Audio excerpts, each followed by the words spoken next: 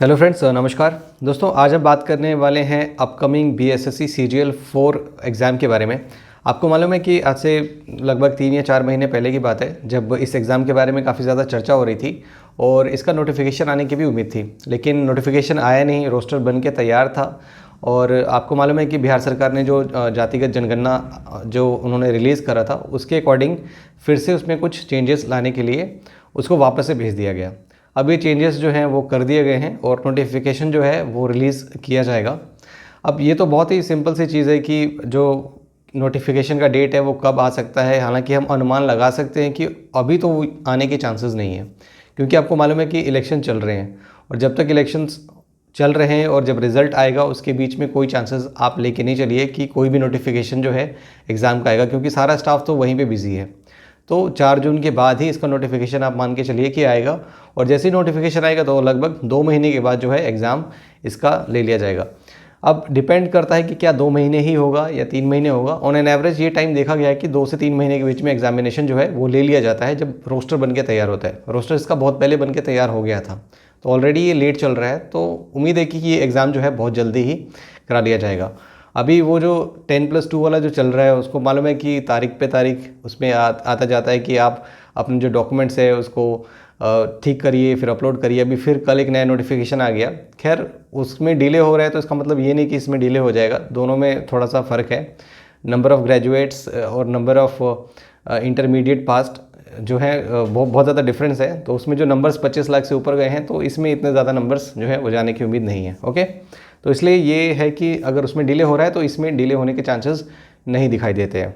Anyway, जब भी ये निकलेगा तो हमें किस तरीके से पढ़ाई करनी है, क्या हमारा स्ट्रेटजी होनी चाहिए, उसके लिए तो मैं रेगुलर वीडियोस तो आपको इस पे बना के दूंगा ही। लेकिन अब बात कर लेते हैं कि इसमें जो सबसे इंपॉर्टेंट चीज़ है वो है नंबर ऑफ़ पोस्ट के बारे में। इस बार अच्छा खासा पोस्ट दिया है और खासकर लेवल 7 से उठ के लेवल 9 में 1030 पोस्ट है। लेवल 7 की तो खैर ये वैकेंसी है ही जिसमें 3920 पोस्ट है। लेवल 11 में भी 312 पोस्ट है और लेवल 12 में 102 पोस्ट है। लेवल 13 में भी फिर आप पोस्ट देख सकते हैं जो 16 है। ओके, तो यहाँ पे देखिए जो टोटल नंबर ऑफ़ पोस्ट है वो 5380 है, जो कि बहुत ही ज़्यादा है। इतनी वैकेंसी जो है सीजीएल में कभी भी बिहार में आई नहीं है, तो ये एक बहुत ही सुनहरा मौका है आपके लिए। ओके, अब इस एग्ज़ाम का पैटर्न की बात कर लेते हैं। ये एग्ज़ाम आपको मालूम है कि 2 स्टेज में होगा। पीटी एग्ज़ाम के लिए अब देखिए यहाँ पे जो पीटी एग्ज़ाम है वहाँ पे 150 क्वेश्चन पूछे जाते हैं। 4 मार्क्स का एक क्वेश्चन रहेगा। नेगेटिव जो है 1/4 रहता है इसमें, तो टोटल 600 नंबर का जो है ये पीटी एग्ज़ाम कंडक्ट कराया जाएगा। और इसके 3 सेक्शंस होते हैं। एक होता है जीएस, दूसरा होता है जनरल साइंस और मैथ्स, और तीसरा होता है रीजनिंग। अभी मैं आपको ये बता दूं, जब आप एग्ज़ाम देने जाओगे तो ऐसा नहीं कि सेक्शन वाइज आपको section A, section B, section C मिलेगा। ये सब जम्बल्ड होते हैं, इधर से उधर होते हैं। ठीक है, इन्होंने नाम के लिए ऐसा दे दिया है GS, general science, maths, but वो इधर उधर के क्वेश्चन इसमें मिक्स होते हैं। तो 50-50 क्वेश्चन ऐसा इन्होंने यहाँ पे दिया हुआ है क्लासिफिकेशन करके कि 50 क्वेश्चन जीएस से आएगा, जनरल साइंस और मैथ्स से 50 और रीजनिंग से 50 क्वेश्चन आएगा। ठीक है, तो टोटल 150 और 4 मार्क्स का, यानी कि 600 मार्क्स का आपका पीटी होगा।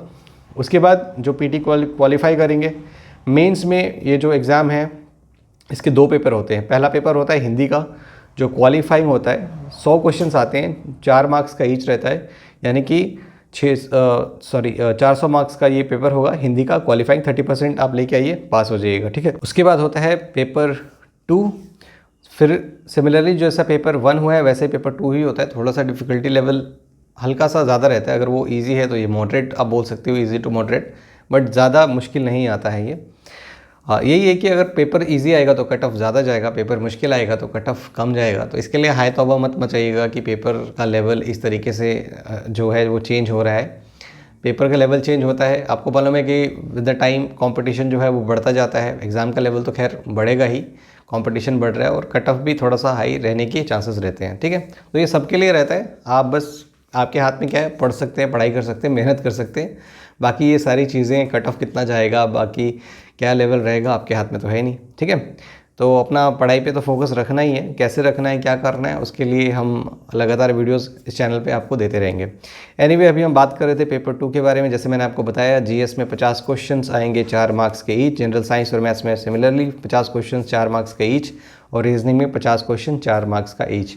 और यही आपका डिफाइन करेगा जो पेपर 2 है मेंस का, आपके सिलेक्शन के लिए। यहीं से आपकी मेरिट लिस्ट बन के तैयार होके आएगी। ठीक है, तो आई होप आपको पता चल गया होगा कि अब जो है हमारा नोटिफिकेशन जो है कब आ सकता है। मैंने आपको बताया 4 जून के बाद ही उम्मीद रखिए कि कोई भी नोटिफिकेशन जो है बिहार कर्मचारी आयोग वो लेके आएगी, और उसके बाद एग्ज़ाम जो है लगभग मान के चलिए 2 या 3 महीने में एग्ज़ाम कंडक्ट कराए जाने के ज़्यादा चांसेस हैं। तो एक चीज़ और मैं आपको बोलूँगा, यहाँ मैथ्स के लिए बहुत सारे बच्चों को प्रॉब्लम हो सकती है। पिछली बारी जो अपना ये BSSC CGL 3 आया था बिहार सेक्रेटेरिएट का, उसके लिए मैंने कुछ वीडियोस बनाए थे। वो 10-12 वीडियोस हिंदी और इंग्लिश दोनों में अवेलेबल है। प्लेलिस्ट में जाइए, क्वांटिटेटिव एप्टीट्यूड करके प्लेलिस्ट है, वहाँ पे सब कुछ वहाँ पे अवेलेबल है।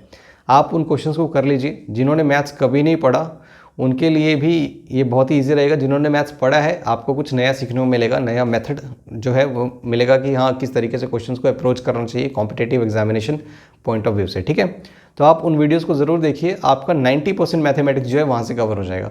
10% मैं इसलिए छोड़ रहा हूँ कि हो सकता है कुछ टॉपिक रह जाएँ। जो टॉपिक्स रह जाएंगे मैं देख लूँगा वो कौन से टॉपिक्स है जो मुझे कराने की ज़रूरत है, वो यहाँ पे हम उसको टाइम के साथ कवर कर लेंगे। अगर आपका सपोर्ट रहा तो मैं रीजनिंग और GS के क्वेश्चंस भी यहाँ पे आपके लिए लेके आ जाऊँगा। ठीक है, बट द थिंग इज़ कि मुझे नंबर्स दिखने चाहिए। इस चैनल पे खासकर मैंने BPSC के लिए ये चैनल खोला था।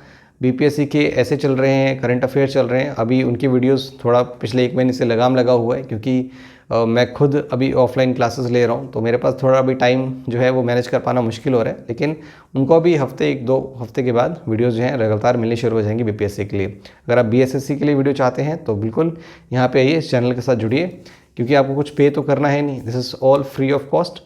बट ये है कि मुझे नंबर्स दिखने चाहिए। If there are sufficient numbers then we will continue to make videos on every topic which is required for your examinations. Okay, ठीक है, तो वो आपको ऐसा नहीं कि इंग्लिश में मिलेगा, आपको इंग्लिश हिंदी दोनों में मिलेगा। तो जो भी बाइलिंगुअल यानी कि आप हिंदी में पढ़ना चाहते हैं, इंग्लिश में पढ़ना चाहते हैं, अपनी चॉइस है, बट यहाँ पे आपको वीडियोस दोनों ही भाषाओं में अवेलेबल हो जाएगी।